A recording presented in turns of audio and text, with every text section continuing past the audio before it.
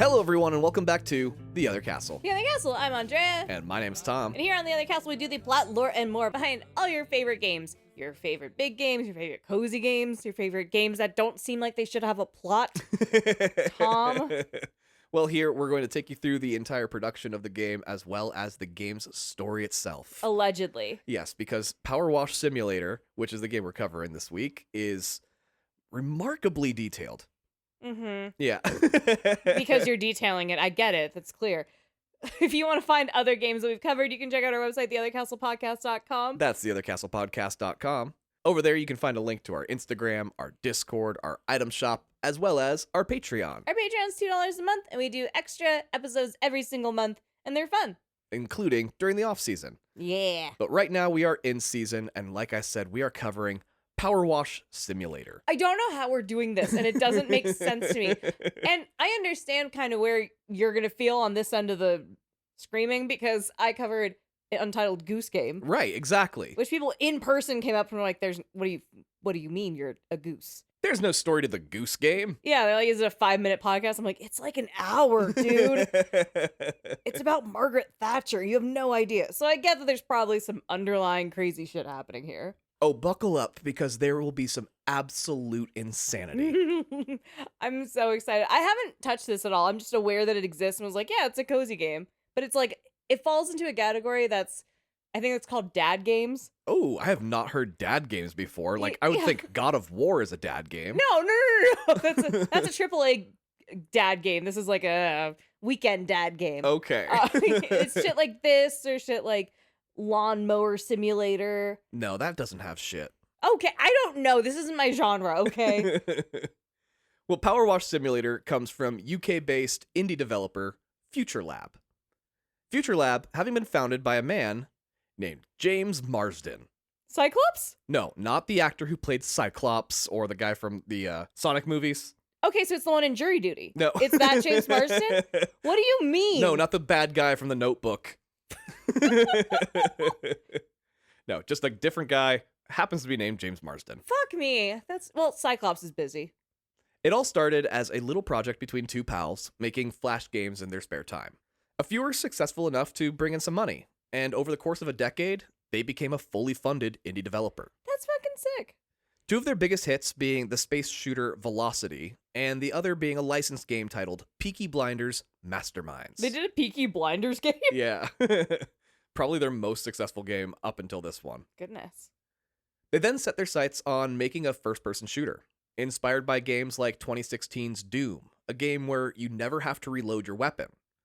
But unlike the masterpiece that is 2016's Doom, a game where if you stand still for more than 1 second, you die, they wanted a different take. Id Software's so fucking cool. Something closer to the recent hit Super Hot, where standing still to shoot your weapon is kind of the whole point of the game. The problem with both Doom and Super Hot, though, was that there is very little story in either of those games. Doom is about a guy whose pet rabbit gets killed. What? So he destroys all of hell in revenge. We've lost a rabbit, I get it. That was the original story for the motivation for Doom Guy, or the Doom Slayer, as they now call him. It's basically John Wick. Oh, yeah, a little bit. The 2016 reboot is a bit more nuanced than that, but truly not by much, and not nearly enough to do an episode on. I'm really sorry, Goombas. I tried, but that episode wouldn't even be 45 minutes long. For fucking Doom? For fucking Doom. It's really short in That terms blows- it's a long game. It's a fun game. It's a, like I said, masterpiece. Not a lot going on, though. See, thank you for at least addressing that, because we will still get messages about it and be like, we tried. Yeah, genuinely. Try to put something together. There's just not enough there. The whole crux of our show is that we have to cover the story. Somehow, Power Wash Simulator has a whole lot more in terms of plot and lore. I don't understand, but please keep going. The team at FutureLab sat down for a blue sky meeting to come up with their new first-person shooter idea. And for those unaware of what a blue sky meeting is, it's an opportunity to start fresh without limitations and to bring your biggest and most bold ideas to the table. Literally, every idea is welcome at a blue sky. During the meeting, James Marsden was talking about Super Hot and how it took one aspect of the first-person shooter genre and changed it to create basically a whole new one. In Super Hot, as long as the player stands still, the enemies are frozen, including any bullets they fired. As the player moves, the enemies attack and bullets fly. The player needs to both dodge oncoming attacks while carefully plotting their movements so they can kill their attackers. In VR, it's both incredible and quite frankly exhausting. I found it overwhelming in VR. James wanted to do something similar with their first-person shooter, by innovating on the genre with changes to it that nobody else had ever done before. He just wasn't sure what that big change should be. I hate these people in meetings that are like, here's what we do. We disrupt the industry. How do we do it? I don't know. That's what we're here to figure out. I get that that's a blue sky meeting and you're like, I have an idea. We change up the entire concept of the first person shooter. And they go, what's the next step? And they go, that's where we collaborate. But the third step is profit. There you go. Yeah, nobody in the room could figure out how to do this. And it resulted in one of those meetings where people just kind of surf the internet looking for something to inspire them. Oh, I hate that. Inspiration finally came from his co-CEO, Kirsty Rigdon, who was on the worst website in the world. Oh, no. Reddit. You are a Reddit apologist. I am. I love Reddit. I'm on there all the time, but it is a terrible place. Most social media is. She was a member of a relatively popular subreddit called power washing porn. There, people post time-lapse videos of themselves power washing everything from fences and back porches to pools and statues. I'm going to follow this right now. And all of them having people going ooh and ah in the comments at the oddly satisfying videos. During the meeting, James Marsden said something about power washers while Kirsty happened to be on that very page. And Kirsty shouted, "Power wash simulator." She had been pushing for a simulation game for a long time, and she saw this as a chance to bridge her desire for a sim with James's want for a first-person shooter. After the room spent an hour browsing the subreddit page, they agreed that Power Wash Simulator might actually work, setting out to make the first ever cozy first-person shooter sim. I love the delightful paradox of that very concept. They built it on the Unity engine, and they unleashed every bell and whistle that engine had to offer, featuring lighting and reflection quality that is hard to match. For distribution, they partnered with Square Enix Collective, which is the indie publishing segment of that studio. The Collective is for projects even more indie than the Life is Strange series. Oh, so a notch below that. Even further below, yeah. After finalizing the plans for the different maps that would be featured, they decided to add a bit of lore to the game as well, designating their lead designer, Dan Checker, as Lore Master. That's such a cool... I want that on a business card. That's so sick. Totally, right? No, he got lead designer instead. Oh. He would partner with writer Mark Ginby to come up with a plot to go along with the game, as it would be nothing more than a straight simulator otherwise. Being a European game developer, Power Wash Simulator obviously takes place... Pacific Northwest? Bingo. Ah, are you serious? It absolutely does. This needs to be studied. Why everybody goes to the Pacific Northwest if they're from another country. Yeah, and typically predominantly European. Yeah. That's wild. However, the game does not take place in the real world, and it's their version of the Pacific Northwest, with Washington State being the main inspiration, as it has a very specific geological feature that most other states don't, which we'll get into later, but also because it has the word wash in it. I love that they're like, there's two reasons. Very unique biome, very specific biome that we actually need, and it has beautiful landscapes. Also, let's do it for the pun. It's right there. We can't not. It was in early access for about 2 years on itch.io, which is a hosting platform for indie developers to do this exact kind of thing. During that time, the developers would play the game along with actual gamers on Twitch, taking advice from the chat on improvements that could be made. Oh, fully ear to the ground. 100%. It released exclusively to Microsoft products, including PC, on July 14th, 2022, with the rest of the console seeing it January 31st, 2023. A VR version was also made, and it came out in November of 23. People fell in love with the casual shooter, as the power washing porn effect seemed to work equally as well in a virtual environment. Soon, Square Enix began to throw its weight behind the game once it saw the potential, and bonus maps began to appear as it spread to the entire console lineup, That's great. starting with a Tomb Raider-themed series of maps. Are you in there with Laura Croft? No, Lara Croft's not there, but like you're in Okay. the same environments that she would go through. She like hired you to go through and be like, you know what? My dirty fucking pixel bra. Yeah. I can't deal with the dust anymore. I need you to go clean this shit out. Go into the temple first. Do a dry run. That's great. From there, they expanded to Final Fantasy VII Remake. What, in like that fucking village? No, you have to go through and clean up a bunch of mechs and things like that. You do clean up the bar. Yeah, there's a whole lot to do. There's also SpongeBob SquarePants. Of course there is. Clean up Bikini Bottom. Do they know it's underwater? Back to the Future. Who is their licensing person? This is insane. Why would you add Back to the Future? Back to the Future's not even a dirty movie. What do you mean? You clean the DeLorean. What's that? Ow. You And the just clean train, you know? Oh, so you're hopping across the trilogy now. Yeah, definitely. Oh, I guess the third one's kind of dusty because it's cowboy times. Well, there's one car that gets covered in manure. Oh my god. That's fair. You work for Biff now? I guess at the end You are Biff, yeah. There's also Warhammer 40K. That's fun. Shrek. Are you okay? I feel like the way you've been haunted with Tron content, you've been haunted with Shrek content No, lately. I like Shrek. That's not a problem for me. It's the Shrek raves that are just, I don't get it. Then there's even the claymation Wallace and Gromit. What? Truly, who is their licensing person? This makes no sense. No sense whatsoever, and yet all the sense in the world. No sense. Take that shit back.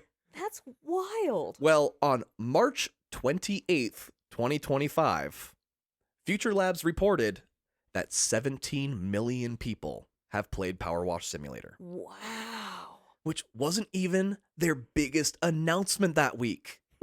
As just a few days earlier, they announced Power Wash Simulator 2. The long-anticipated sequel. So if you're here joining us to catch up on the lore before you start the sequel, Yeah. welcome. Welcome. Honestly, not bad for a little indie developer out of the UK. Absolutely. It's time, Goombas, to take fate into our own hands and begin our career as a professional power washer.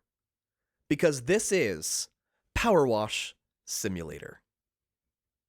The game opens on your first day as an independent power wash service provider in the appropriately named town of Muckingham. Muckingham.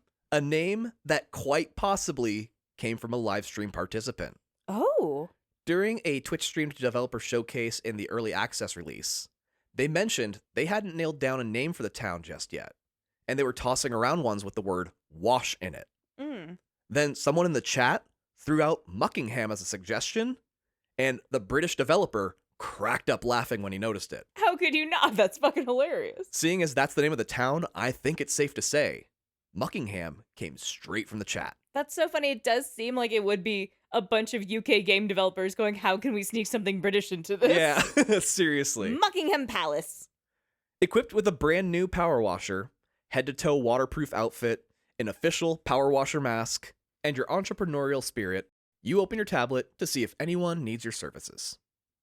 As most startups go, you get your first job from a family friend, who is named Harper Shaw. You had given him some money to buy you a cargo van, which he managed to obtain at a local auction. It had been found buried on the edge of a lake, so it's covered in mud, but the engine works. The money he had left over was $150, so Harper says to treat him like a customer and clean the van for $150. Okay. I'm going to tell you right now, he did not get that in good faith. No. You don't buy a used muddy van that got pulled out of a river, dude. No. You're getting the rug pulled over you, but that's okay. We're getting a job. That's what's important. You got to get the ball rolling somehow. Yeah, this will help you get into the cleaning spirit as well as teach you the basic controls. The van arrives at your house, covered in mud and grime, so you pull it into the garage to get to work spraying it down. Is this more of a mom soccer van or is this a Breaking Bad van? No, neither of the above. This is one of those windowless, like, work vans. Got it. I forgot those existed. This van was the main testing grounds for pretty much everything featured in the game during its development. So any new aspect they put into it, they tested it on the van. It's a perfect starting point, featuring most every aspect of gameplay you're going to experience. The washer itself has a few different nozzles, each one giving different levels of strength and pressure, as well as size of spray. You can use a wide stream, allowing you to clear a lot of grime in a single swipe. But it won't have a lot of pressure, so some messes won't come off. The more narrow the stream, the higher the pressure, but with less surface area, requiring lots of switching between nozzles for different types of filth. There's also a soap attachment available.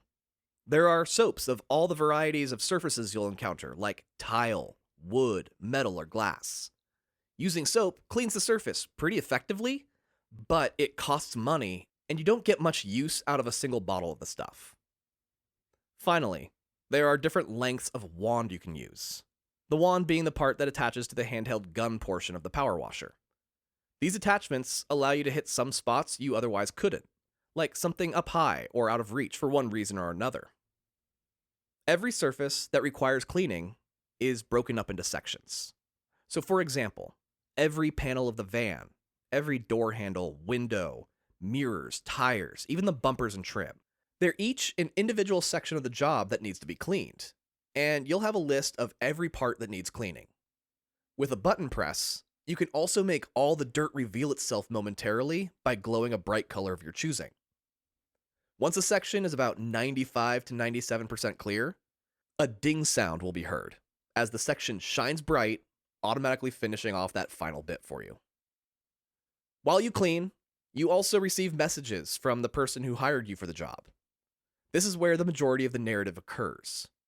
Every 20% you complete, the person will text you. Sometimes just saying random silliness.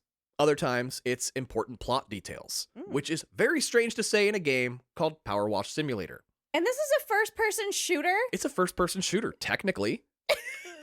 You're shooting a water cannon. Yeah, I don't know. You just spent a lot of time explaining how we're just going to wash the walls. And I'm like, yeah, pew-pews. Right. Got it. Water pew-pew. The enemy is dirt. The enemy is dirt. Well, goddamn if that isn't going to be the name of my autobiography. For example, while you clean the van, Harper texts you complaining that there was a really cool RV at the auction he wanted to buy, but it went for too much money. That was the Breaking Bad RV. It definitely was. Later, he texts you saying that his neighbor is moving out and that whoever moves in will need some serious power washing done, so he'll pass your name along as word of mouth is the best form of advertising. Ooh, someone's leaving a mess behind. It smells like a crime. Was it crime? No, it was not a crime. Oh. No. But speaking of word of mouth advertising, have you told anybody about the other castle lately? That's theothercastlepodcast.com. As you remove the dirt, you can see that the van must have been used by another power wash provider, as there's already a name on the side called Power Wash Services. That's eerie. That is just lucky. No, that's fucked up. What happened to the last guy? You're not getting into the right environment. Well, he doesn't need it anymore. Okay. Harper texts to ask if you intend to keep that name, saying that he's come up with a bunch of better ones if you want them. I don't trust him. He's going to charge you by the letter. Well, he did come up with Grouting Thomas for a friend's tiling company after all. Grouting Thomas instead of Downing Thomas? Yeah. That's funny. She's been rich ever since. She's been rich ever since is a crazy claim. Honestly, if you're listening and you're at a point in your life wondering what you should do for work, get into tile. Oh. I may not know a lot of people who have, but every person that has does very well financially. Okay, we're in the wrong business. More so than power washing, anyway. As anyone who has played this game and thought, oh, I loved that, let's go do it in real life, quickly finds out it's exhausting, aggravating, and isn't nearly as satisfying as Reddit videos or as simple as the video game version. I'm going to take this as an apology because we have a power washer in the garage collecting dust right now that you were so excited to get. You used it twice? Well, in the real world, when you spray water at dirt on a wall, it becomes mud on the ground. Yes. Which the game thankfully ignores and doesn't make you deal with at all. That's why you're not into it in real life. Ironically, the cleanup portion of the cleaning game was removed. Every time you complete a job 100%, you then get a cool little time-lapse video in third person, which naturally makes you want to draw dicks in the dirt just for that moment alone. Oh, that's great. As soon as you finish cleaning the van, you receive your first word-of-mouth text from a man named Calvin Miller. He refers to you as the extraordinary Dr. Powerwash, Oh. as that's the name Harper told him to call you. Harper's fucking weird. I love Harper. I don't think I trust Harper, but he's fun. I can tell you now, you can trust Harper. Okay. Calvin just moved in next door to Harper and asks you to come by his place for your next job. So you get in your new sparkling blue van and drive over. Once there, Calvin lets you know that he's recently moved back to town to help out his parents in their old age. He's renting this place and found out why there had been no pictures of the backyard once he moved in. Oh no. The grass might be green, but so is the moss and grime that's covering every bit of every piece of backyard furniture, walkway, and equipment. You gotta do a walkthrough before you commit to a house. Calvin has 2 daughters, and they're both itching to play outside. He'd prefer it if they weren't still itching when they came back inside, offering you a nice chunk of change to do your thing. With that, you get to work on the backyard, which features a doghouse, a dried-out concrete pond, a shed, picnic table, barbecue, swing set, everything you could want in a quaint quarter-acre backyard. While you clean, Calvin tells you that his girlfriend from his school days used to live in this house. Whoa. The two of them would spend hours in this backyard together, playing and flirting as kids do. That's why he knew how badly it needed to be clean. He's excited for you to finish, so his daughters can do the same someday. Eventually, you get a text from the local park warden, asking if you're the Dirt Finder General. The Dirt Finder General! Oh, it's gonna be hard to beat that one. Harper Shaw gave him your info, and he says that the local playground is a mess, and he wants to hire you to come out and clean it. It's a government contract, so it pays pretty well. Ooh. Which is nice, because you can upgrade your washer as you go, buying stronger nozzles, higher pressure machines, and longer wands. But you're still in the middle of the backyard job when you get the message, so it'll have to wait. Once you are done, Calvin thanks you, saying that his parents' house has some jobs over there as well, and asks you to stop by when you have a moment. But first, you have a playground to clean, which is massive, by the way. Where the backyard was about 1/4 of an acre, this place is 6 times as large. But it's like every kid's dream park, with a dinosaur slide, jungle gym, all the coolest swings and rides, and bright, colorful ground made of that soft, bouncy material they definitely didn't have in the parks that I grew up on. Oh, absolutely no. We had wood chips. Yeah, definitely. Do you have a wood chip? I had a wood chip one, yeah. Yeah, we didn't come out okay. So many splinters. We're full of plastics somehow. Yeah, we got wood chips and that sharp-ass gravel that buries itself in your skin when you fall. Oof. Yeah, this is a nice park. While this one here is a cool park, it's also covered in shit. Ew. Some of it literally, because birds have pooped on just about everything. But there's also a thick layer of dark crud that can only be obtained after years of neglect and constant use. I don't think I could play this game. This is grossing me out just to hear about. Well, you have to clean it. You'd like the cleaning part. This has caused any kids who play here to break out in some rare form of dermatitis. Oh, no!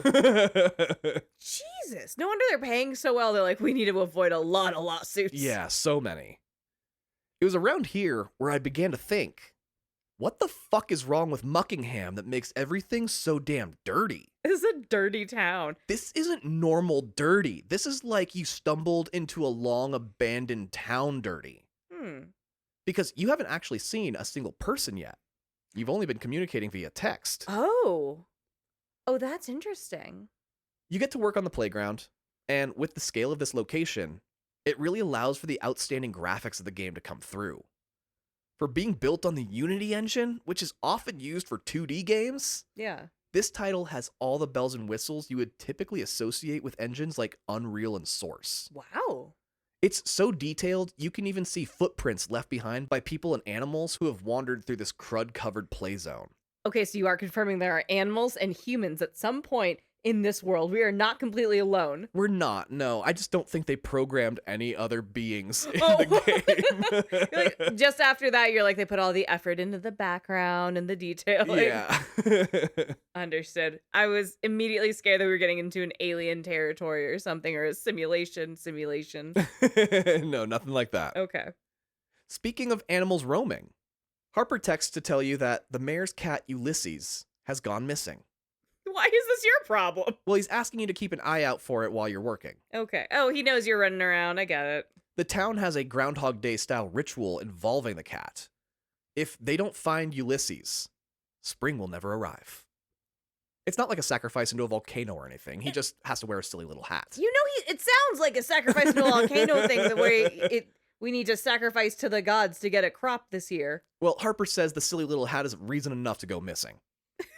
I'm really excited for this hat, though. One of the nice things about working on such a big public project is that the neighborhood gets to see just how good you are. And people start asking around about you, such as a couple women living in an old house in town called the De'Eth House. The what? De'Eth. De'Eth. De'Eth, Okay. yes. Even Mayor Jefferson the 13th texts telling you to drop everything right this instant and come straight to his home. His golf cart is muddy, and he can't be caught riding dirty. Oh, Jefferson the 13th. In reality, you don't actually have to drop everything. He just wants you to. Of course he does. Once you finish cleaning the playground, the park warden sees the drastic difference in hue from the former Pooh Brown to everything Roy G. Biv has to offer. Sheesh. With word spreading quickly across town about the extraordinary Dr. Powerwash, aka the Dirt Finder General, you now have your choice of jobs to complete. Kind of like a quest log. They're dirty jobs that someone needs to do. So the order I'm going to take us down is kind of arbitrary, until we start winding down to the last few. Since Calvin Miller asked you to visit his parents' place first, you head over there to find the mud from the ground has begun to climb up the side of the house. Ew. Calvin's mom is thrilled someone is coming by to clean it. Oh, I bet. But his dad says, the browner the porch, the warmer the torch. What does that mean? That's not a thing. It means nothing. So Calvin and mom overruled him. Yeah. Calvin's mom, Dolores, starts sending you text messages, bragging about her son Calvin, the volcanologist. Volcanologist is... You said we weren't going to throw anyone into a volcano. I'm not lying. Something's getting thrown in a volcano. I'm so excited. Calvin sends a message asking if his mom's texting you as much as she's texting him. Because she's so excited, it's even made Dad get out of his chair to see the progress from the window. I want you to not be involved with this family. I'm getting bad vibes. I just don't think you trust anybody at all. Is this a me thing? I think this is a you thing. Okay. I think you're having a little bit of a Atlas situation going on, and because you're not meeting anybody, you're like, nope, don't trust them. If I haven't met them, don't fucking trust them. That might be it. I'm not gonna lie. Maybe I just don't trust nice small towns. They're being kind. They want something from me. While working on their back deck, you can finally see the reason why Muckingham is so damn filthy. In the fairly near distance, you see a volcano. Oh, bitch. We getting some volcano action. Yes. You know it's a volcano because there's black smoke pouring from its mouth. Also, if you look at a volcano, you can usually identify it as a volcano. It's pretty easy to tell, right? Yeah. It explains why a volcanologist would come from growing up in this town. Oh, so also, because this is Washington, this would be the equivalent of Mount St. Helene? Mount St. Helens. This is actually why... I gave her an accent.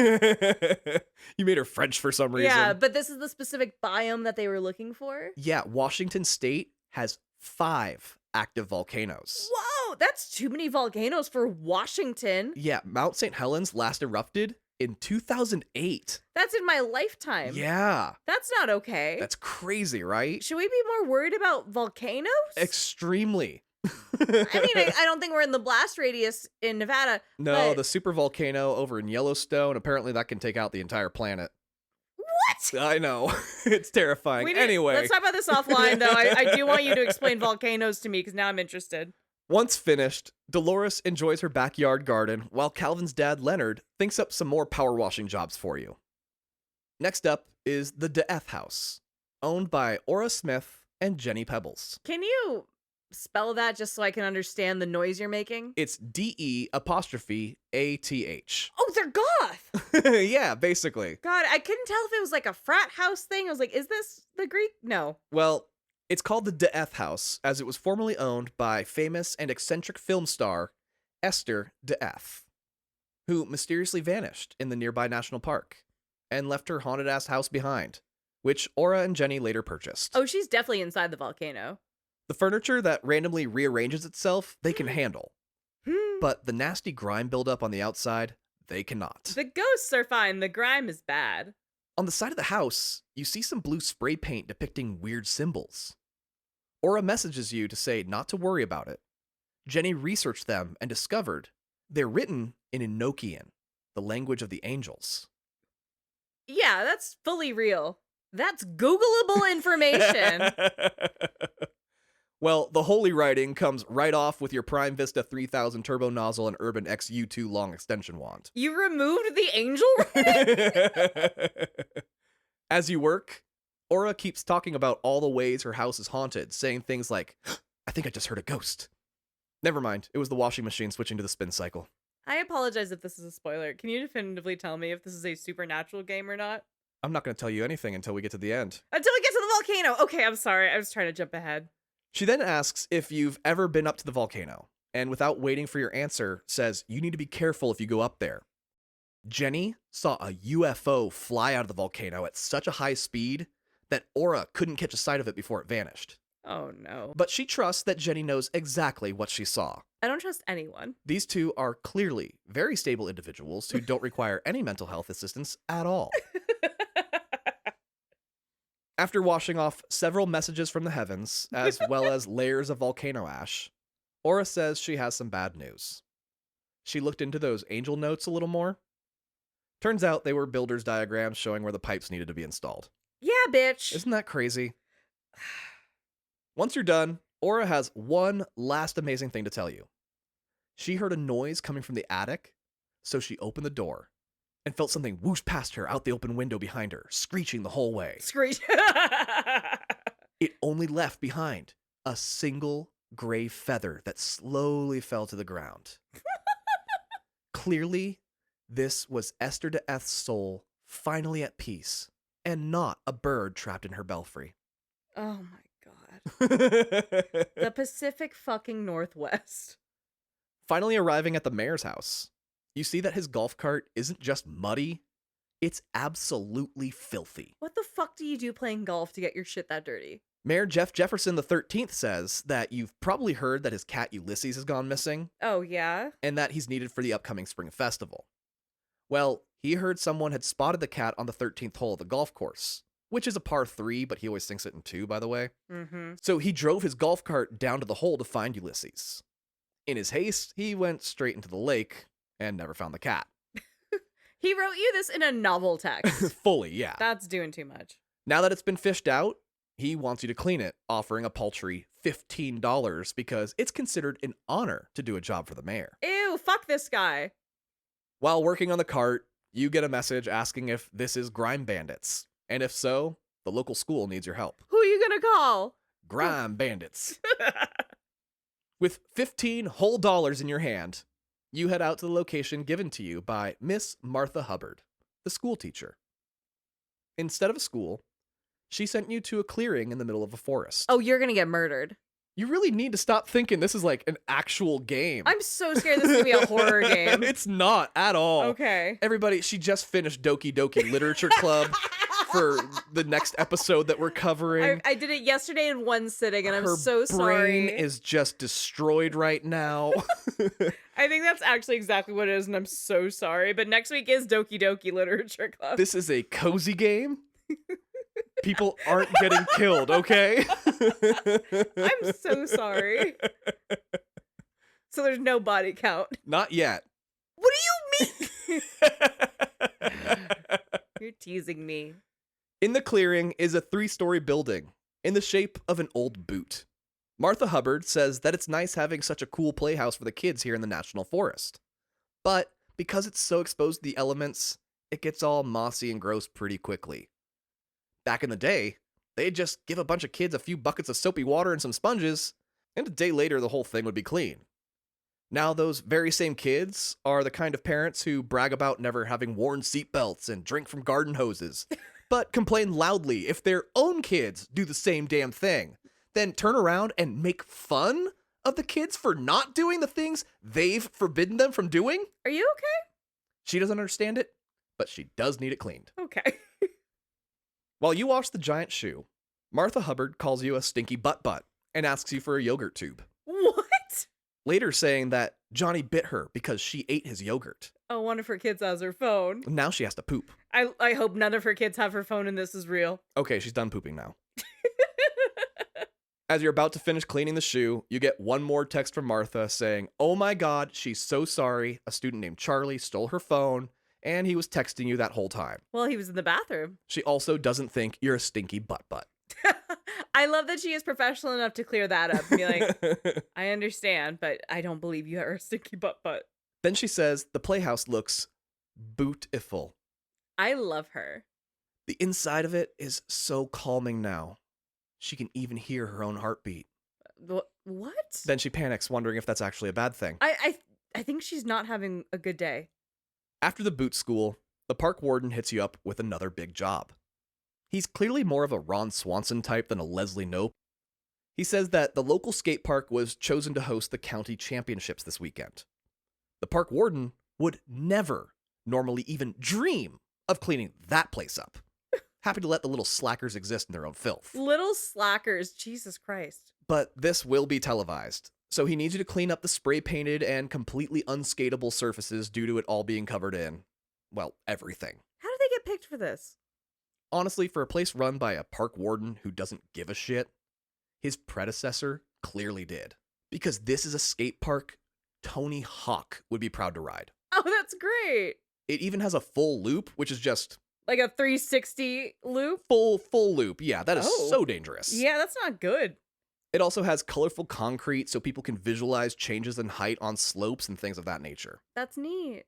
When you finish the skate park, the warden says he can't believe what you're able to do with just an angry jet of water. An angry jet of water is crazy. And neither can the Baggy Pants Brigade, as they're upset at how well you did. Sure, you made it skateable, but you also erased all their artwork. Oh. But the warden doesn't mind. Those punks don't know what's good for them anyway. Realizing that the government jobs pay the best, you decide to accept one from the local fire department. The fire chief's name is Denver Drill. Ew. The station has gotten really dirty a lot quicker than usual. Does he go by Mr. Drill? He doesn't, no. Okay. I hate He just that. goes by Denver. Okay.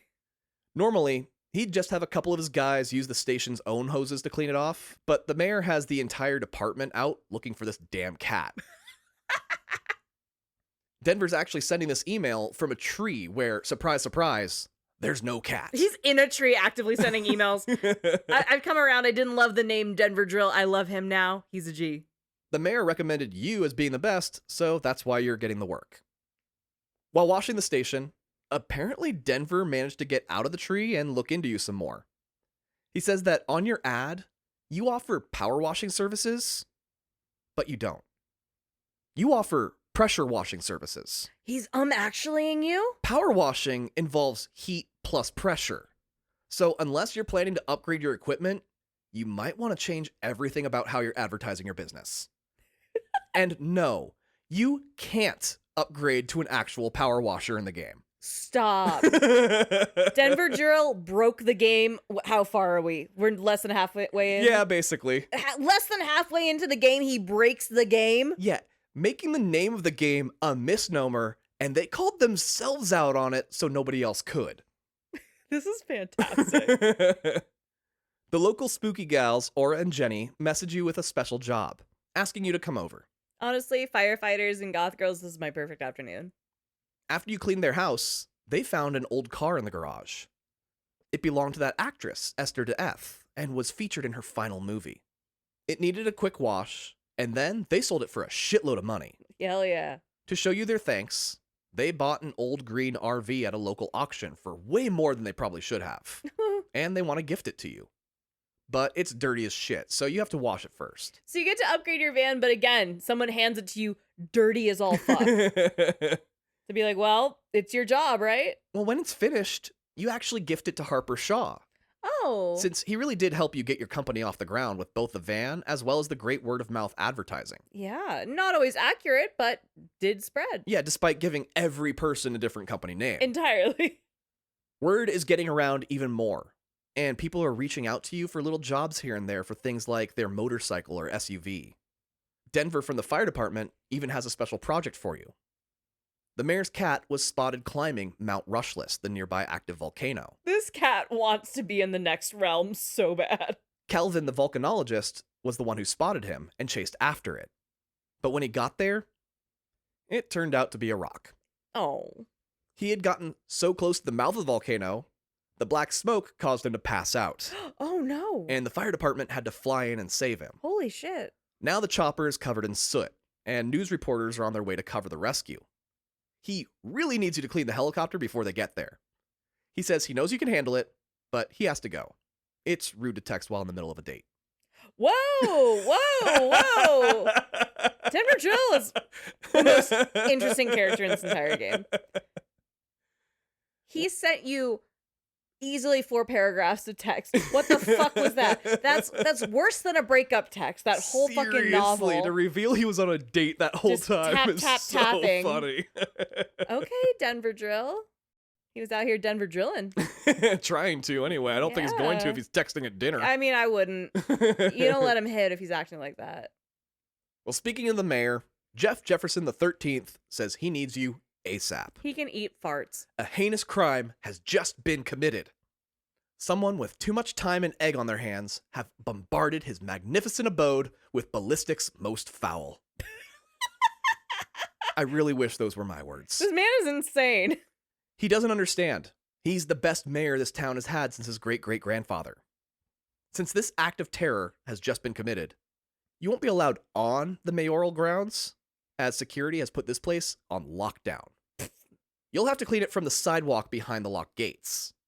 But to make that easier, he gives you a voucher for the cheapest available extra-long extension wand. A fucking coupon. I hate this man. Arriving at the mayor's mansion, you can see the eggs splattered everywhere. Hell yeah. As well as an extraordinary amount of graffiti, accusing the mayor of being a crook with a lot of messages saying something about water going missing. Oh. Probably unrelated to you, though. Huh. The mayor says that the whole egging thing isn't even the worst part. His cat is still missing. And now, citizens of Muckingham are quote-unquote claiming their cats are missing as well. The same thing happened when he started wearing chinos. The simpletons just love to copy him. He is blasting off text saying that he invented chinos, but also just driving right by the fact that all the cats are starting to go missing and maybe the waters. There's something going on and I'm excited. The volcano needs cats. It craves cat. After the mansion, you get a message from someone who is friends with the mayor, saying he has a discreet job for you. Oh no, it's blood. The man's name is Blake Thrust. Ew! Ew, that's a porn name, Tom. Oh, he's not a porn star. He's the local billionaire who happens to own a company that makes giant drills to create tunnels underground. I'm sure it's not related to anybody in real life. I want to crawl into a hole. He had intended to use them to make tunnels for transportation purposes, but realized it works way better to mine for valuable minerals. He calls the drill Holy Moly. Okay. Honestly, he's winning me over with that one. And they ran into some material during the last dig that gunked up the works. He needs you to clean it out and get rid of any evidence of any material that comes off it. No reason in particular, just don't ask any questions. Being a classically trained silent protagonist, you don't ask any questions, and help by cleaning the lunatic CEO's drill. That's all you can do. When you're done, he says if you keep your mouth shut, you'll see some more work very soon. I don't like where this is going because it's definitely going to a Pulp Fiction territory where you're going to be fucking spraying someone down in their backyard. Again, you're going to the darkest place possible. This feels like it's going pretty dark. The cats are going missing. In the meantime, you receive an offer from a woman named Annie Mall. The job she has for you is slightly outside of town. Her neighbors are a group of nonverbal monks. Recently, their place of worship got covered in shit. Oh no. Like actual cow shit. Manure. Saying she'll fill you in on all the details as you go. Was this a hate crime? Well, the monks are out of town right now, and she thought it would be a nice thing to have it clean for them while they're gone. They get shit on figuratively all the time because they're a little strange. But being their neighbor, she can vouch that they're actually very kind people. So she thinks they deserve a win. I love her. What a sweetheart. While cleaning, she dishes some hot gossip. Okay. Remember the graffiti at the mayor's house talking about the missing water? Yeah. That's because the mayor had a super secret pipeline installed, and its water source is a nearby river. He's diverted nearly the entire river into this pipeline. all to help out some mining operation that has sprung up out of fucking nowhere. Holy moly. These monks relied on that river to water their crops, and the crops all died as a result. Oh, God. So, the monks decided they needed to go on a pilgrimage to pray on it. So they packed up all the eggs they could find, clearly planning on being gone for a few days. They took so many eggs. While they were gone, a freak tornado touched down on Annie Mall's field, where she had just laid fresh manure. No. Okay, I'm so glad it wasn't a hate crime. Not a hate crime. I was really scared. I was like, oh no, they're a little different. I don't want people to be mean to them. Nah, this was just a terrible happenstance. The tornado picked it up and covered their temple in shit. Oh my God. That's why she hired you. She's planning on saying there was a freak storm that cleaned their temple instead. It actually just rained down Clorox, guys. You are good. Now, when they return, they won't be mad at her and will continue to help her run her own farm free of charge as they have been for years. Whoa! Whoa! This is a Donut County level of exploration of capitalism. Oh, right. Disguised as a cozy game. This is wild. Holy shit. Did not see that little twist coming there at the end, did you? I don't like this town. Fuck Muckingham. There are more and more jobs building up by this point. There's even a local amusement park having you clean all their rides. Calvin, the volcanologist's parents, keep giving you more work around the house. And the park warden has a friend living in a luxury treehouse that needs a hose down. Of course he does. You even clean a gigantic, gender-neutral bathroom that a guy wants to turn into a nightclub for rich millennials. What the fuck? Saying that Gen Z would just fuck it all up anyway. What is this game? It's everything. Blake Thrust, the billionaire, finally has another job for you. He needs you to discreetly wash his private jet, which comes complete with laser cannons that are powered by a rare mineral he found. Laser cannons are not okay for this small town. Well, the jet itself is made out of pure graphite, making it both the world's fastest private jet as well as the world's largest pencil. When the mayor finds out you cleaned his rich buddy's plane, he wants you to clean his boat. Oh my God. It hasn't been used in ages, and he wants to do some fun experiments with it. Ew. Like loading it up with all of his earthly possessions and floating down what little water the river still has, just to see if he can. I hate him. He's totally not skipping town. Also, if anyone asks about him over the next few years, you don't know where he went, just that he went by car. Oh, and if that dumbass cat Ulysses shows up, he doesn't care anymore, saying you can keep him. As you clean the boat, Harper Shaw messages you from the open road, off enjoying his new RV. He wants to know if the shit he's reading in the tabloids is true. Tabloids?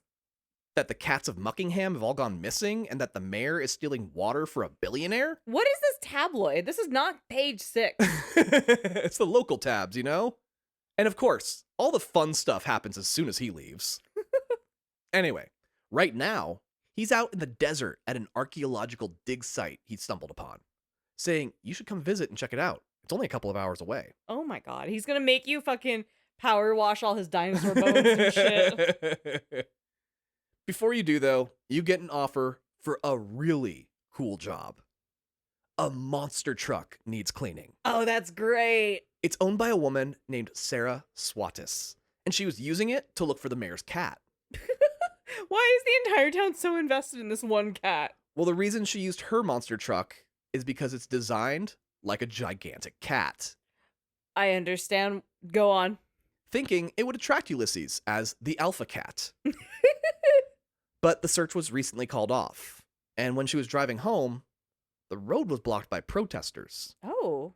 They were a group of construction workers, angry that the mayor had ripped them off and not paid them for their work. Wow. The excuse being that all financial resources were being diverted to the search for the mayor's cat. Ugh. Seeing a gigantic cat Oh that was used in the search directly in front of them, the miners poured wet cement over the monster truck. I ain't even mad at that. That's called working smarter, not harder. I love them for this. So now she needs you to clean it off before it hardens. While cleaning, Sarah fills you in on some of the rumors she heard out on the streets looking for Ulysses. She's a gossip. All she had to say was, I was attacked. You know? Obviously, for lore reasons, it's great that she's getting this much detail, but everyone in this town's a yapper. Well, there are some people that think the cats are all being sacrificed at the volcano. Yes, the correct theory. A local motorcycle club thinks that all cats are aliens and they are just done with their mission, so they left. Two things can be true at once. Go on. Hopefully, we won't have an intergalactic super feline war in the next couple of years. Fingers crossed, right? There's also a group of vegans accusing a local burger joint of using cat meat because their food is so incredible, even the vegans are eating it. Oh, shit. But the owner said no. She just uses an extraordinary amount of salt. But Sarah knows cats, and her theory is that someone living out in the woods probably got a big haul of tuna. And the smell just drew the cats toward it. They'll all come back in a couple days. As you finish up the monster truck, you get an offer that would pay more than any job yet. Ooh. Commissioner Barry Onyx is pleased to announce the official grand reopening of the Muckingham subway stop. It will link Muckingham to nearby Caldera City once more. It's been out of commission since the 80s, and graffiti artists have made it their canvas over the years, not to mention just general grime. It's going to be a massive job, paying $2,000. That's a lot of money. And the commissioner offers to give you some fun subway facts while you work. I like this the most. Everyone else has been fully just trauma dumping on you. Just, hey, I know you're physically at work right now in something very physical where you usually need both hands. Right. But let me text you all about everyone else's business. No, this one's just fun facts. I love that. Also, don't read too much into the things the graffiti says. It's all mostly outdated. Ooh. I really love this job because there were layers of dirt over the graffiti. So if you want to see what it says, you need to use a nozzle strong enough to remove the dirt, but not the paint. Oh, that's strategic. I like that. Otherwise, if you just use the strongest spray all the way through, you don't get to see the stuff underneath. Being essentially a time capsule of the 80s, there are old advertisements still hung up on the walls, upon which artists have done some creative overlays. One being an ad for Esther DeEth's final film, featuring the car you cleaned earlier. Another for the amusement park, featuring the rides you've been washing. Wow. There's also an ad to elect Jeff Jefferson the 12th for mayor, Daddy. saying he plans to clean up Caldera City and beyond. Then in fine print specifies that he has zero intention of doing any actual cleaning, and that his campaign message is a metaphor and not to expect much, if anything, from him. Oh my God. The graffiti on the ads are mostly harmless, the majority of it just adding characters saying silly things. But the political ones all have things like liar and I'll dirty Caldera City instead of clean up. As for the subway fun facts, there are over 6 million bricks in this subway. If laid end to end, they would stretch over 2,000 miles. Wow. Just 236,000 miles shy of the moon. That's okay. We're straying away from subway facts and now into just math. It was constructed in 1920 by local billionaire Wilberforce Thrust, great-grandfather of Blake Thrust, so he could transport his workers from the city to his cattle farms in Muckingham. Oh.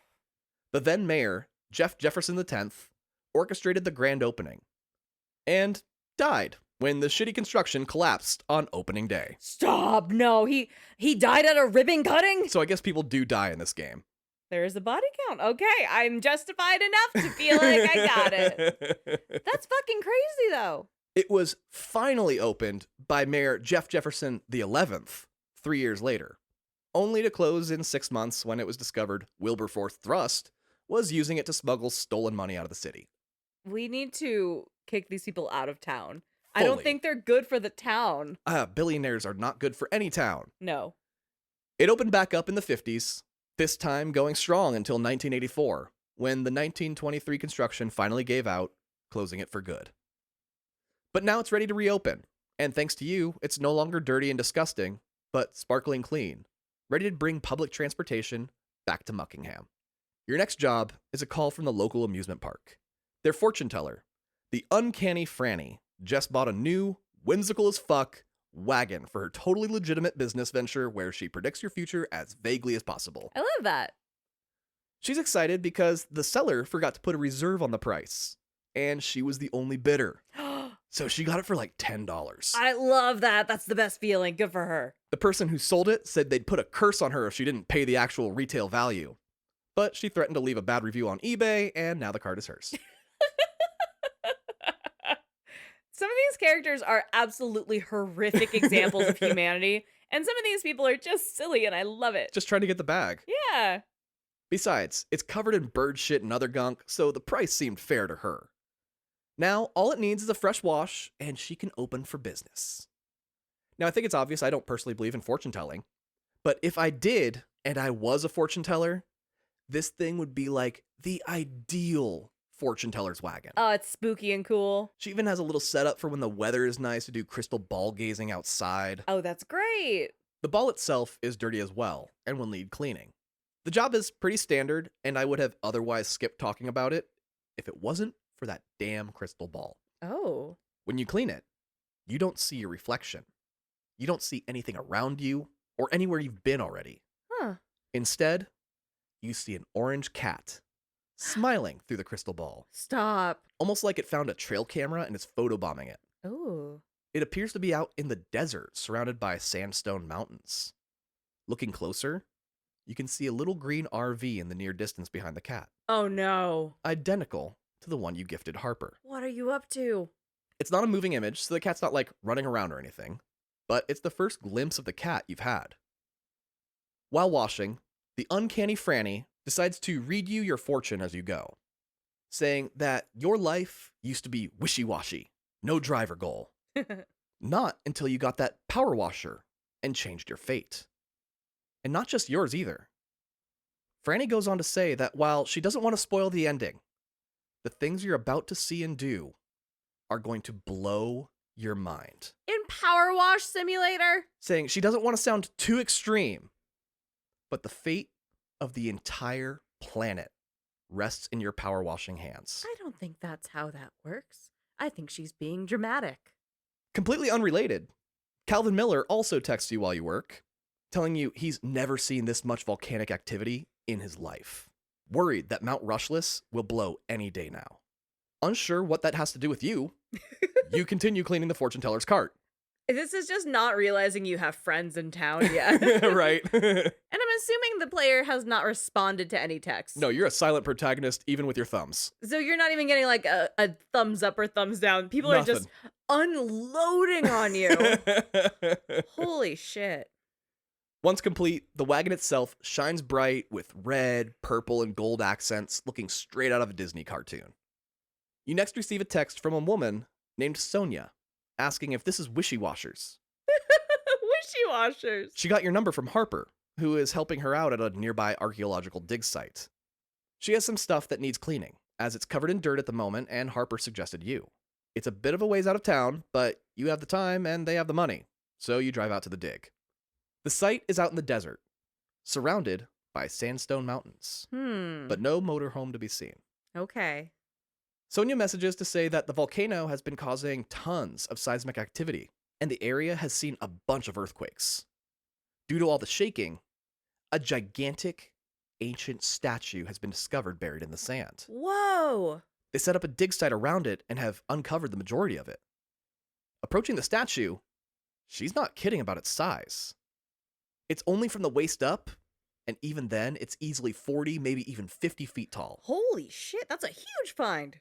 The person depicted by the statue looks almost like he would live somewhere like Atlantis, with pointy ears, a big fin down its back, wearing a crown which sports a large trident symbol at its center. Having been buried for centuries, it's extremely caked in brown dirt, so you get to work on it, revealing that it's made of a shiny bluish-black stone underneath. Oh, that sounds beautiful. Harper texts you saying that it's amazing. This thing has been here for an estimated 8,000 years. Holy shit. Despite missing its arms, it's in nearly perfect condition on top of that. What's strange is that it was built facing directly at Mount Rushless, Oh no. almost like it was watching over the active volcano.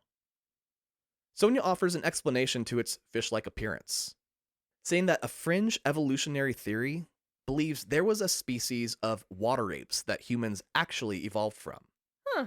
Explaining why we are mostly hairless and have a layer of fat under our skin that other primates do not. They really were like, we'll put some actual science into this crazy ass shit. Totally. Hmm. She never thought it was likely until now, seeing this 8,000-year-old statue of a potentially very distant cousin. The more you watch of the statue, the more you realize it's not made entirely out of that dark stone. There are precious metals incorporated into this statue. For example, the crown is made of pure gold. Whoa! There are also gemstones and jewels worked into the jewelry being worn by the statue. The purple crystal hanging from its neck being as large as you. Holy shit. You complete the cleaning of the statue, and the moment you do, something very different occurs. Oh no. The trident on the crown also had a gigantic jewel encrusted into it. As soon as you hit 100% completion on the job, the diamond emits a bright blue beam, and it shoots out of the crown directly at the volcano in the distance. Holy shit, it's attacking the volcano! Harper messages, "Holy shit, we did not see that coming." From what they can tell, it's just light. It's not actually doing anything, but it is cool. It's cool and it's ominous. It's real fucking ominous. He wonders just who this ancient race of people were, saying that it all seems pretty fishy-wishy. After a couple more menial jobs and several warnings from Calvin to get the fuck out of Muckingham before the volcano blows, You should have listened to him. Sonia messages saying that they discovered another piece of the statue. One of its missing arms has been found and needs a spray down. Sonia wants to study more about the ancient civilization, but can't until she verifies it's the same material as the other statue. The weirdest part of it all being, the hand attached to the arm has 6 fingers. Really? This is some Shape of Water shit, too. Where we're like, is it? To a certain extent. I haven't seen the theatrical cut. Oh, but... God. You saw it in previews. I did. I saw it in the producer cut. No, but like, there's a person with gills and shit happening in the Shape of Water. There's some evolutionary water shit going on. Okay. Well, the arm was also found out in the desert, and when you arrive, you find a very familiar green motorhome. Looking around, it's the exact same location you saw in the crystal ball. The cat was here, and of course it was an orange cat. But the cat is nowhere to be found. Oh. So you instead clean the arm, which has a finger pointing off into the distance. Harper can't figure out where it's pointing, as there's nothing in that direction for miles and miles until it reaches the ocean. But you are able to confirm it's the same species, as the hand is webbed and the back of the wrist has the same kind of fin the back of the statue had. Ooh. As you clean, Calvin continues to beg you to run, saying that he's convinced the fire chief to declare a state of emergency and evacuations have begun. Whoa. He even managed to get his stubborn-ass parents to leave their home. Honestly, if you hadn't cleaned his dad's car, they probably wouldn't have left, so he is grateful to you for saving their lives. Oh. Now, he wants you to save your own in return. But you're the almighty power washer pro. You don't quit a job just because a volcano might explode. I would 100% quit any job I have if there was a chance of a volcano exploding near my work site. Well, you have rent to pay after all, unlike Calvin's parents who bought their house in the 50s for $100 and a handshake, presumably patting themselves on the back for being so financially savvy. Fuck my life. You then receive an all-caps text from Calvin's dad, Leonard, saying that he's not actually going anywhere. He just told Calvin he would. I love that this is an all-caps statement. Yeah. He's upset because the house will get dirty again if the volcano blows, which is also why he decided not to leave. He doesn't want the car to get dirty either, so he stowed it safely in the garage. Oh, he was so proud of your work? Well, everyone knows lava can't get into garages. Obviously. Oh, no. Fortunately, you keep your business to yourself and don't rat out Leonard to his son. After you complete the hand job, you stand back. The what? The hand job. You were cleaning the hand. You were just doing that to see if I was paying attention. Well, you stand back, waiting for another light show, but nothing comes from it. Nothing came out of the hand job? No. You didn't do it right. The hand just sits there, coming up out of the sand, pointing at nothing. Oh yeah, you definitely didn't do it right. Yes, there's a marina in that direction now, but it was built in the last 100 years, not 8,000 years ago. But you go to the marina anyway, figuring someone must need something washed. There you find a fishing boat in the dry dock, covered in algae. Ew. The owner says he was being drawn out to sea by the most alluring smell he'd ever experienced. Like a shrimp dish with the best seasonings imaginable. He didn't make it more than a nautical mile before a rogue wave appeared, caused by one of the many recent earthquakes, flipping the boat in a roll and ultimately beaching it onto the shore. I love that it wasn't sea sirens, it was shrimp scampies. It was fully. It didn't wreck the boat, But now it's filthy, and he won't take it out again until it's pristine, as sailors are typically the most superstitious people alive. True. You take on the task, wondering what caused such an amazing aroma that it drove a boat captain to chase after it. When you finish the boat job, Harper texts saying that his phone got lost, and he's hoping he got your number right. His RV is dirty, and he needs you to clean it again. But his language is strange, almost like someone new to English was speaking to you. His usual texts are very natural and conversational, but here's his text to you in its entirety, asking you to clean the RV. Hello there. My transport is dirty and making me so sad. Please clean it up so I can smile once more. The sentence structure is so bad, my Word document wants me to correct the grammar. No, this is some AI shit. Well, he's still out in the desert, which is the worst place to wash it, but you won't let that stop you from making money, so you head over. When you get there, the RV appears to be in a mostly clean state. There are a handful of smudges, but not enough that it should make someone sad. Okay, so you know how you told me there's definitively no tomfoolery in this game? Because this sounds like a setup. You get that this sounds like a setup. It's giving crime. Just wait for it. Okay. You approach the RV, and when you come within 20 feet of it, a purple light surrounds it, and the RV begins to glow. No. A flash blinds you, and when your vision returns, a grounded, saucer-shaped craft standing on 4 spindly legs replaces it, covered in dirt and towering over you. It was fucking space aliens, man? No. What? Once again, you're like, well, money's money, and get to work. You're working for aliens? You're not, no. A text comes in from someone named Cerulean Sky. What the fuck? Apologizing for the deception earlier.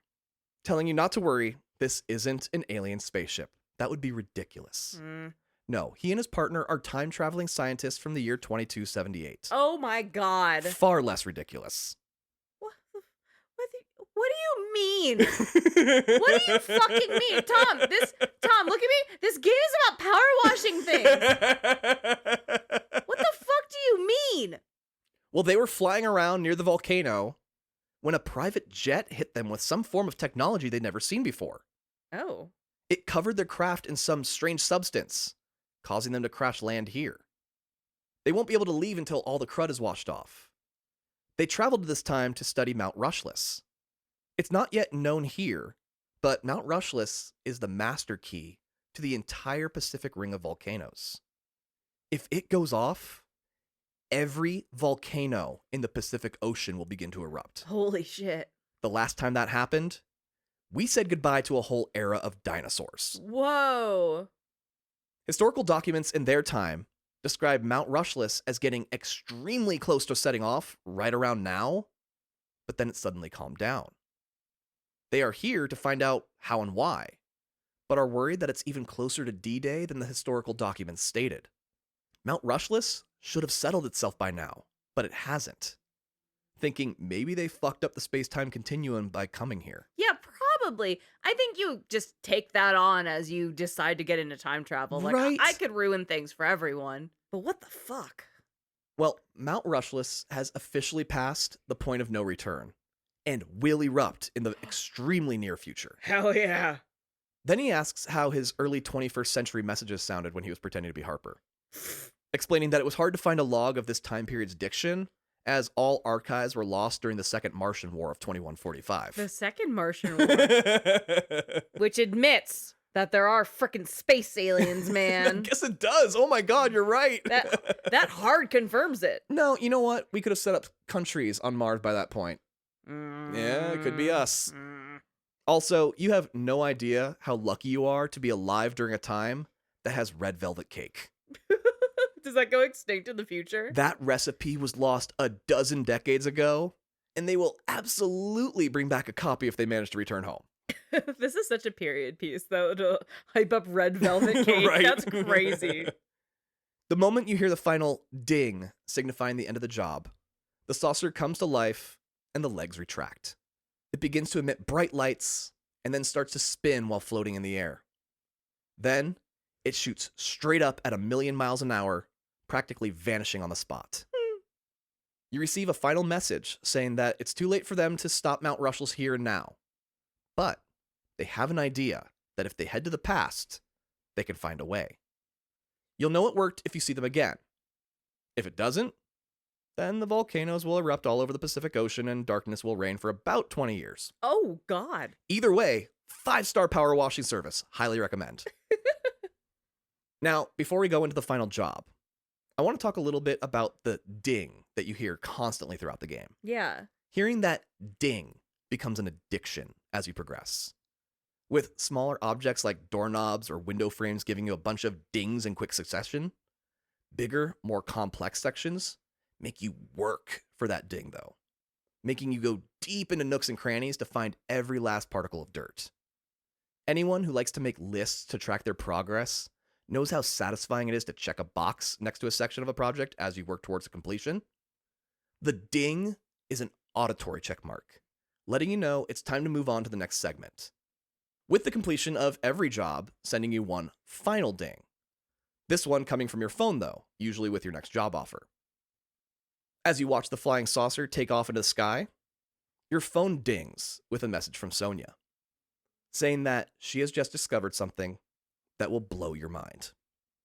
Considering you just helped out a couple time travelers who were shot out of the air by your local billionaire, you're curious as to what she could possibly have to impress you at this point. Come on, girl, what you got?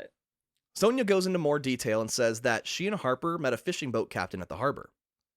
He seemed curious about some smell out in the ocean, and Sonia and Harper wanted to follow the finger pointing out as far as they could, just in case. So they all three teamed up and found a large pyramid on a recently revealed sandbar, claiming they found the lost city of Atlantis. Holy shit. Except it's in the Pacific Northwest. No wonder it was lost. Thinking maybe we should change the name to Pacifists? Pacifists? Pacifists? Something like that. Something there. Either way, they did some initial scanning, and it's about 8,000 years old, just like the statue in its hand. Whoa. It looks like it was underwater for just as long, so moss is covering every surface. They need you to come give it a hose down so they can see what lies inside this ancient temple. Since it's on an island, you call in a few favors from all the important people around town that you know, and manage to get a lift on the fire department's helicopter out to the island. The waves beat against the rocky crags as you approach the ancient temple, realizing there's nothing city about this lost city. In the near distance, you can see Mount Rushless on the verge of erupting, as fire and smoke billow from its top. But never mind the agonizing anguish of an approaching Armageddon, you have a temple to clean. Oh my god. As you get started, Harper asks if you can smell the amazing aromas coming off this island.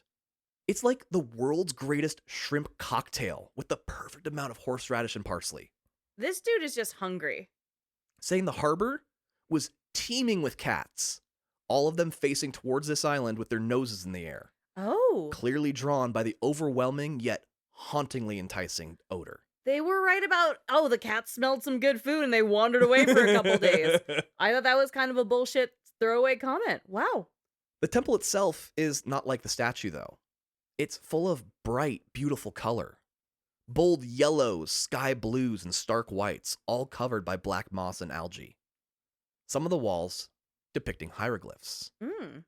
Upon inspection of the glyphs, you can see that while they appear Egyptian in nature, it's really just the shape of the bodies.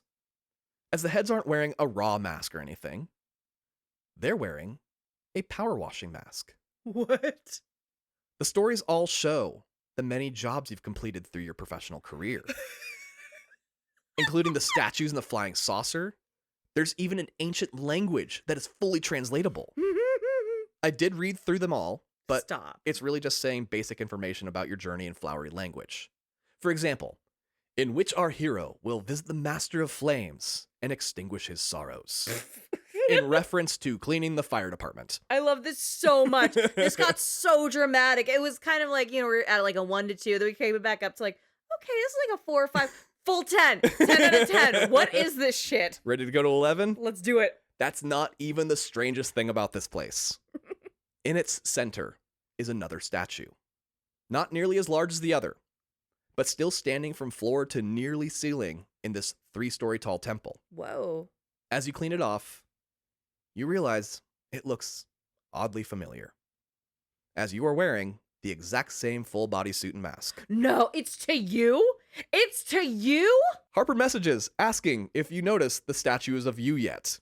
Oh my god. Wondering what it must feel like to know you were worshipped by an ancient sea civilization that died out 8,000 years before you were even born. Well, he's speechless, buddy. Our dear friend, the volcanologist Calvin, says he can't stand being away during this monumental occasion and says he's going to risk it and go to the volcano itself. See what he can discover about it as it erupts. Oh. However, upon his arrival, he finds something strange. It's one of the drills owned by billionaire Blake Thrust. It's halfway into the side of the mountain, and it looks like it punctured a hole straight through to the magma on the other side. Whoa! It appears Blake, or whoever was operating it, abandoned the drill. Dipshit. But that's likely what's causing Mount Rushless to erupt. That moron disrupted the pressure inside and is causing it to blow. Oh my god. The irony that it's pressure. Oh yeah. Approaching the drill, Calvin says there's weird metal here he's never seen before. He's interrupted, though, telling you to look out. Some kind of craft just came flying out of the volcano and is headed straight for your island. Yeah. Looking up, it's a familiar craft. It's our friends. Saucer-shaped and flying high, waiting for you to complete your cleaning job. The final section to clean is a crystal at the very top of the pyramid. It's floating mystically above it all, but still covered in shit. You approach it, and a private jet comes tearing ass towards you. Motherfucker. Firing its super weapon, barely missing, trying to force you to stop. But you're Wishy-Washy, the god of power washing. With a final blast of your water cannon, the crystal gives a loud and glorious ding. A light immediately shoots directly at the volcano. Seeing this, the private jet aims itself at the crystal, Whoa. ready to fly straight into it. Whoa!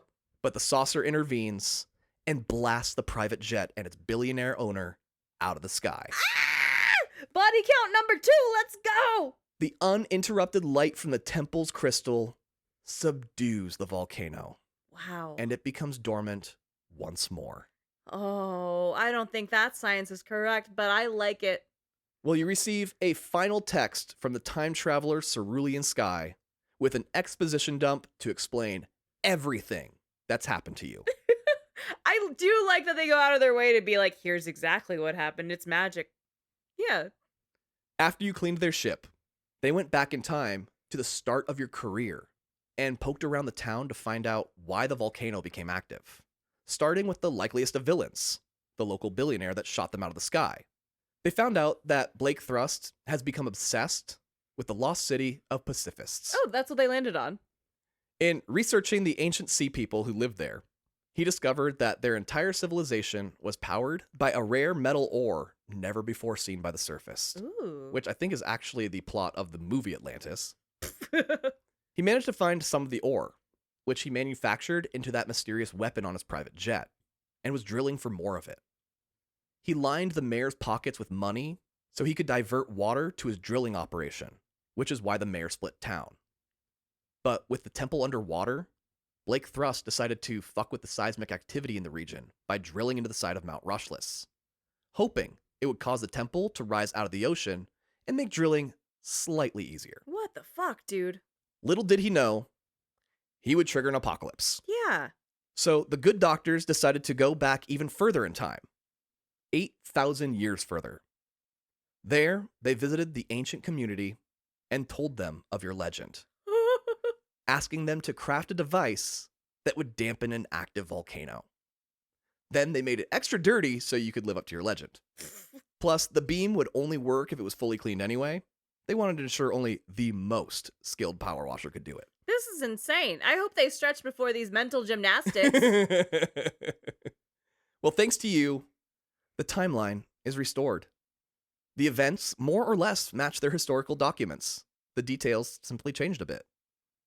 As for he and his partner, they're heading back to their time as heroes. Because they're bringing back red velvet cake, baby! Ooh! Also, please feel free to use this message as a customer review if you think that'll help your business. Also, this testimonial, valid to use in marketing. That's a homie. You got to look out for those people. The credits roll, and you get to see time lapses of each of your jobs being completed in order. Oh, that's satisfying. That's what you play for. That's the money shot. After the credits conclude, you head to your trusty van to put away your equipment. You place your things down next to a paper sign, looking for the mayor's cat, Ulysses. The sign is laying on a piece of cardboard. You lift the cardboard, and beneath it is a small plastic crate. Inside the crate is an orange cat and her 2 little baby kittens. Oh, she was a girl.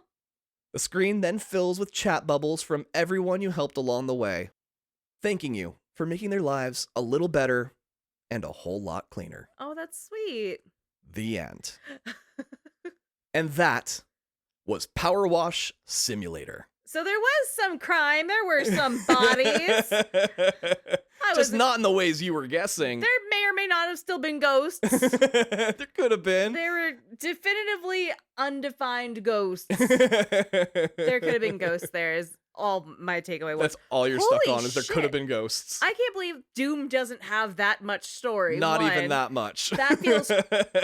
That's insane. And then this was wild. Oh, right. No, you would have never guessed it had this much story or that you would save the fucking world. Any story at all. And I'm sure there's people who just click through because they don't give a shit about the story. Yeah. And then suddenly they're cleaning a crystal pointed at a volcano. They're like, wait a minute, maybe I should have read that. Yeah, maybe. Maybe you should have been paying attention the whole time because I've had plenty of people in our Discord being like, does this game even have a story? I've played it. This doesn't have a story. You're like, no, it does. It fully does. It's actually a fantastic hero's journey. Yeah, right? It was funny. I was working a job shortly after I played this game, like in real life, and a guy had a power washer. Was like, you ever saved the world with that thing? He looked at me. He's like, no, I haven't. That's a weird thing to say, Tom. What the fuck? I had to explain to him the context afterwards. It's like, oh, I want to play that game. But people that have played the game don't know the context of that joke.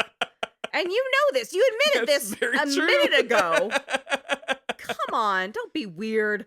Well, if that was your first time listening to us, please make sure that you like us, that you subscribe to us. Go to our website, theothercastlepodcast.com. That's theothercastlepodcast.com. Over there, we have links to our Instagram. We have links to our Discord, our Patreon. Speaking of Patreon, they're the reason why we keep the show ad-free. Yeah. So we want to give them a big special shout out, starting with Natalie, Nerese, Rochelle, Sailor Gaming, Hell Knight 1, Charlie, Ethan, Matt, Whiskey Pro, Brenna, Mabel, that's our cat's name, Zane, Alex, Patrick, So Thanatoasted, Mike, Anthony, Conrado, Unga Bunga, Sneaky Walrus, Owen, I like these names a lot, Luigi, X of Triforce, Anderson, Steve, Adam, Janet, Nick, Jake, Renee, Katrina, Rain, Cafford, Roman, Big Winter Hat, Anne Marie, Little Brimstone, Landon, Honorbon, Anna Versed, Zan, Alex, Jutsu, Mozart, Hippity Hoppity Cthulhu on your property, Tamia, Ian, Danny Boy, Zira, There Once Was Us, Chase, Alfredo, Mikolaj, Taramek, Amber, Berserk Panda, QM1993, Damien, AJ Porting to the Bridges, Paul, Omar, Aaron, Unuseful, Molly, Krisha. Mayamok, Jackie, Jacob, Steamed Hams from Albany. Thank you all so very much. And as always, this is Tom and Andrea reminding you. Don't point shit at a volcano, you little freak! And don't skip the cutscenes. Bye! I can see clearly now the rain has gone. I can see